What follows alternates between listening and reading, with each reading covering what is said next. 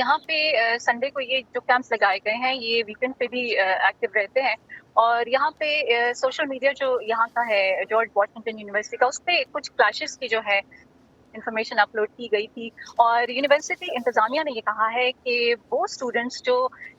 یہاں کے جو ایریا میں کیمپس ہیں اس میں رہیں گے ان کو ٹیمپری طور پر سسپینڈ کر دیا جائے گا یونیورسٹی سے، اور وہ یونیورسٹی کیمپس میں داخل نہیں ہو سکیں گے۔ میری ابھی کچھ دیر پہلے ہی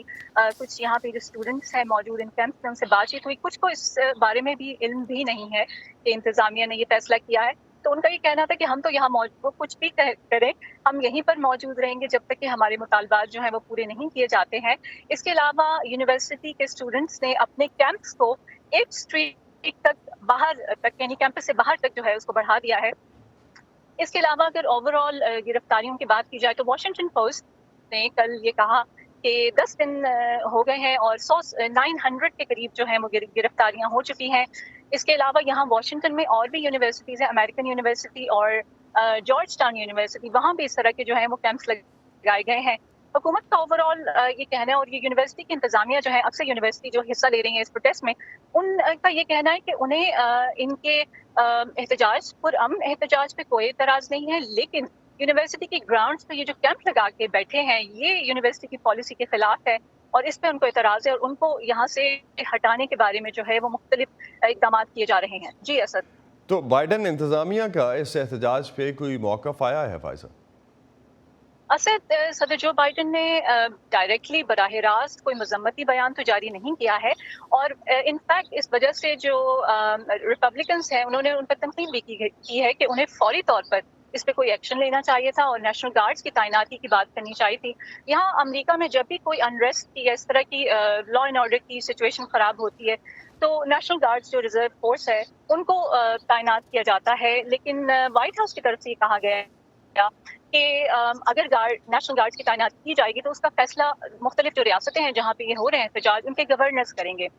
لیکن وائٹ ہاؤس کی جو نیشنل سیکیورٹی کے اسپوکس پرسن ہے جان کربی، انہوں نے یہ کہا کہ صدر جو بائیڈن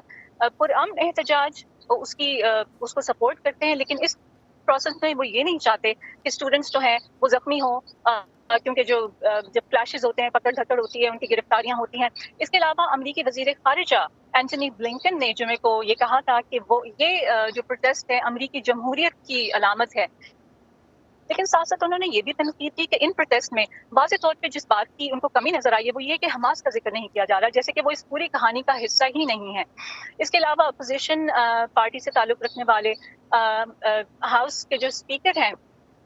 وہ جب کولمبیا یونیورسٹی جہاں 18 اپریل سے یہ پروٹیسٹ شروع ہوئے تھے وہاں کا جب انہوں نے دورہ کیا، وہ اسرائیلی اسٹوڈنٹس کے حق میں جو ان سے ملنا چاہتے تھے تو وہاں پر ان پہ جو ہے آوازیں بھی کسے گئے تھے، تو ابھی اس تک حوالے سے یہ بھی پروگرام میں سچویشن۔ آگے چل کے ہم فائزہ بات کریں گے، لیکن ایک کوئکلی اگر آپ بتاتی چلیں کہ اس جو اسٹوڈنٹس احتجاج کر رہے ہیں ان کے کیا صرف غزہ کے معاملے پہ یہ غزہ کی جنگ بندی کے لیے جو احتجاج ہے یا پرو پیلسٹائن جو احتجاج کنسیڈر کیا جا رہا ہے، ان کے اگینسٹ بھی کوئی احتجاج کر رہا ہے، کوئی اور گروپ بھی ہے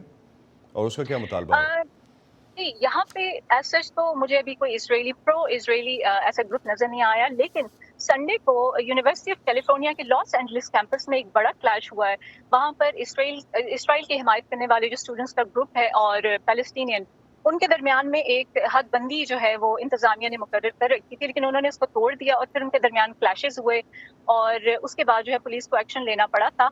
لیکن بنیادی طور پر ان کے جو مطالبات ہیں، ایک تو یہی ہے کہ غزہ میں فوری جنگ بندی کی جائے، لیکن اس کے علاوہ ایک بڑا مطالبہ یہ ہے کہ یہاں کے جو امریکن یونیورسٹیز ہیں ان کو بہت زیادہ عطیات ملتے ہیں، انڈورسمنٹس، انڈاؤمنٹس ملتی ہیں، تو اس کی سرمایہ کاری ایسی تنظیموں میں ایسی اس میں نہ کی جائے جو کسی بھی طرح اسرائیل سے جن کا تعلق بنتا ہو، یا اسرائیل غزہ میں جو جی اسرائیل